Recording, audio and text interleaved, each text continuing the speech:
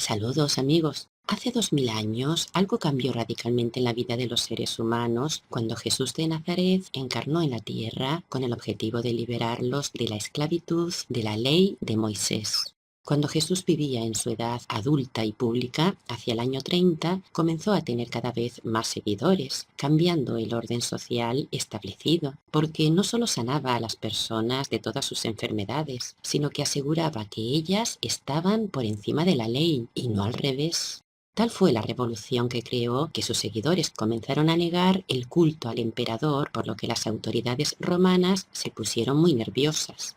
Por entonces, el sacerdote Nicodemo era el principal entre los judíos, miembro del Sanedrín, lugar en donde tan injustamente se aplicaban leyes que llevaban a la gente a la tortura y a la muerte, aportando así constantes sacrificios rituales al Dios de los judíos. Preocupado por la repercusión que estaba teniendo Jesús, el sacerdote de ese Dios, Nicodemo, reunió al Consejo de los Príncipes, dando la orden de investigar a Jesús para poder hacerle un juicio definitivo que le condujera a la muerte. Era decididamente un personaje peligroso, y si los miembros del Sanedrín querían mantener sus prebendas, privilegios y enorme poder, debían eliminarlo, como así fue.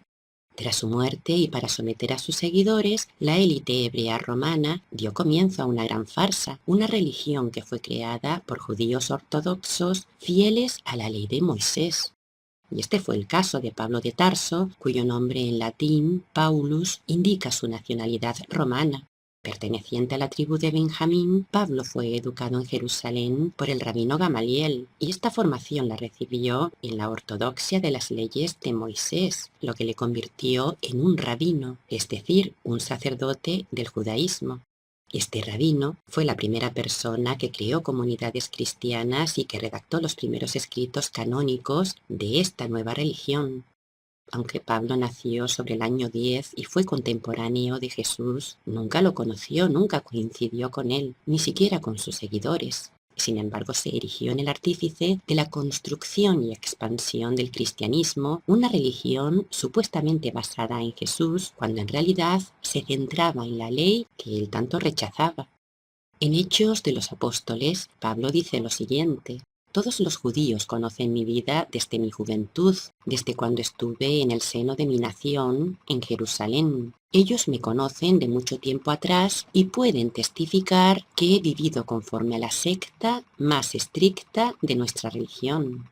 Fue esta secta tan estricta del judaísmo la que convirtió a Pablo en el primer y más radical perseguidor de quienes seguían a Jesús, y esto con el propósito de destruir ese movimiento que comenzaba a tornarse peligroso para quienes pretendían mantener el estatus y el poder sobre la gente. El primer contacto que tuvo Pablo con los seguidores de Jesús fue en Jerusalén, en la década de los 30, cuando se estaba formando para ser rabino, porque él estuvo presente en la lapidación de Esteban, cuando el joven seguidor de Jesús fue acusado ante el Sanedrín de hablar contra Moisés y contra su ley. Y cuando Esteban acusó al Sanedrín de haber rechazado y de haber dado muerte a Jesús, los judíos estallaron de furor y odio. Lo sacaron a empujones fuera de la ciudad y le apedrearon hasta la muerte. Según los Hechos de los Apóstoles, los autores de la tortura y ejecución pusieron sus vestidos a los pies del joven Pablo. Inmediatamente después de la muerte de Esteban en sacrificio ritual, Pablo se dedicó a perseguir a todos los seguidores de Jesús que se encontraban en Jerusalén, entrando en sus casas y llevándoselos a la fuerza. Todos ellos debían ser encarcelados y amedrentados hasta su muerte. Y un año después se le encomendó otra importante misión: viajar a Damasco para encarcelar a los seguidores de Jesús que se encontraban en esa ciudad.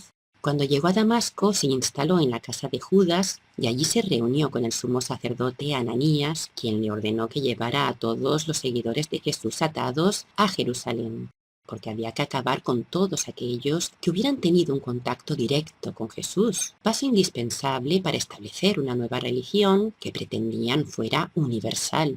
Como no pudieron acabar con todos los seguidores de Jesús, estos fueron convertidos a la nueva religión. Cuando los no judíos, llamados gentiles, comenzaron a convertirse al cristianismo, la primera cuestión a resolver era si estos debían observar todos los preceptos de la ley de Moisés, entre los que se encontraba la circuncisión, un pacto de sangre que los judíos establecen con su Dios. Tan importante es este ritual de circuncisión que al final se decidió que los gentiles no debían circuncidarse y que estos tenían que seguir la doctrina de las 7 leyes de Noé, porque no debían tener acceso a los conocimientos ocultos, los cuales se hallaban en la Torá. El Talmud es una de las fuentes principales de las 7 leyes de Noé, 7 leyes en donde 6 de ellas son prohibiciones y en donde el desconocimiento de la ley no exime a nadie de su cumplimiento. Por ejemplo, a las personas que recibían mensajes de otras dimensiones les correspondía la pena capital. Les estaba prohibido venerar los cuerpos celestes del firmamento, así como la tierra, el mar o las montañas. Prohibido invocar a una persona, animal o cualquier cosa que no sea su Dios. Prohibidas las relaciones sexuales ilícitas, así como el divorcio, por lo que las personas estaban condenadas a vivir de por vida con otras personas que se les había asignado a la fuerza, sin poder separarse de ellas. Esta ley coloca a la mujer en una situación de inferioridad y de esclavitud de por vida. En la primera carta que Pablo envió a Timoteo, condenó a la mujer por haber sido la culpable del pecado original, considerándola inferior respecto al varón y situándola en una posición de sumisión. Escribió lo siguiente: que la mujer aprenda en silencio, con toda sujeción, porque no permito a la mujer enseñar ni ejercer dominio sobre el hombre, sino estar en silencio. Aunque esta religión creada por Pablo prohibió el matrimonio a sus sacerdotes, sin embargo él se casó y tuvo varios hijos. En la segunda carta a Timoteo, Pablo se dirigió al joven como su hijo muy querido. De hecho, Pablo el circuncidado fue quien circuncidó a Timoteo.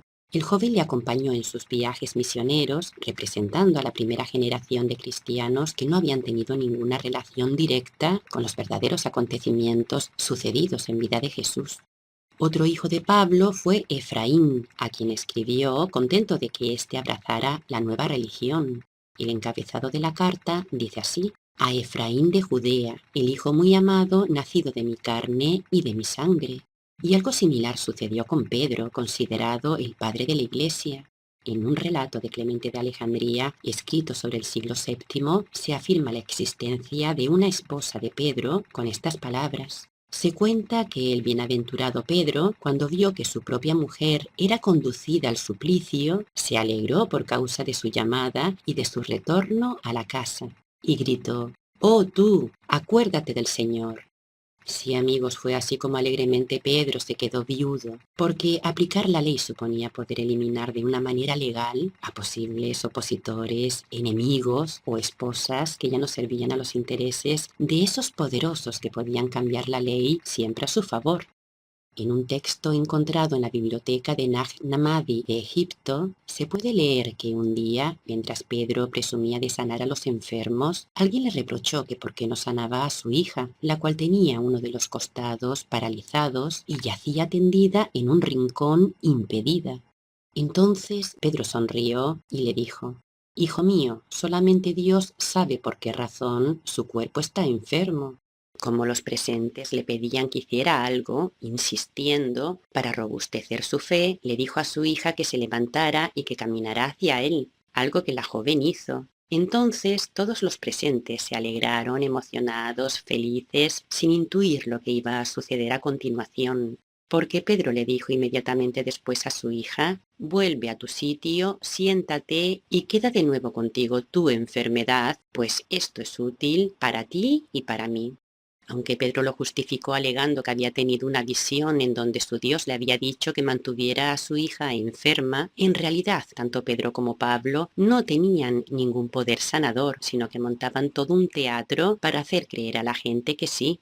Fue de esta manera como pudieron engañar a muchos seguidores de Jesús, haciéndose pasar por ellos, asegurando que había sido él quien les había otorgado ese poder.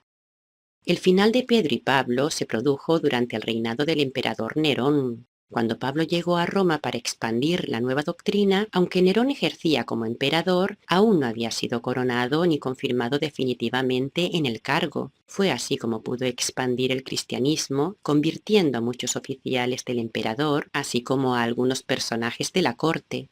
Durante al menos 2 años, el mismo emperador consintió lo que Pedro y Pablo hacían, y esto fue así hasta que llegó el gran incendio de Roma.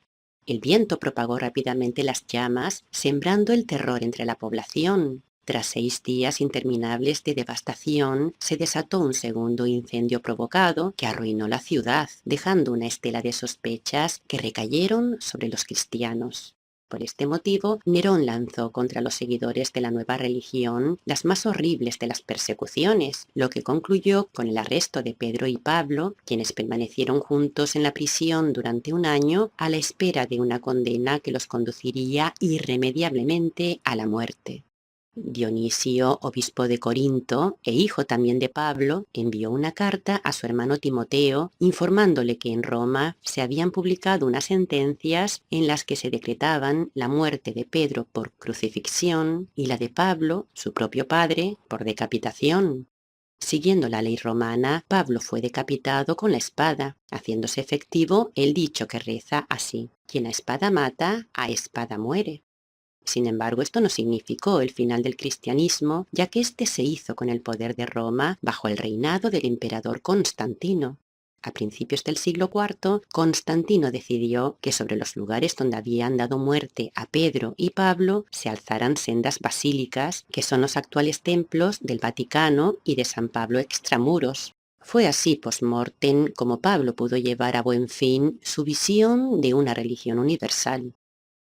Termino este vídeo con la manifestación de mi gran admiración, amor y respeto por Jesús, porque llegó el momento de que se haga justicia con Él, de que se sepa la verdad.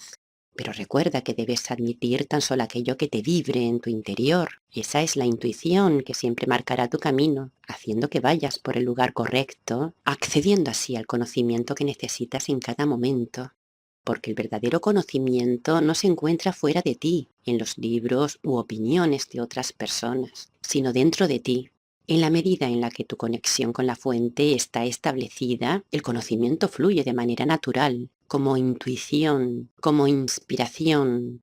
Y adivina quién es el máximo representante de esa fuente de amor y de conocimiento de la que necesitamos nutrirnos.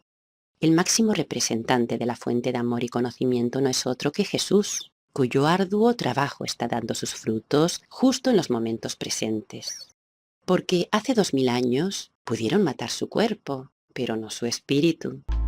Hasta pronto, amigos, hasta mi próximo vídeo.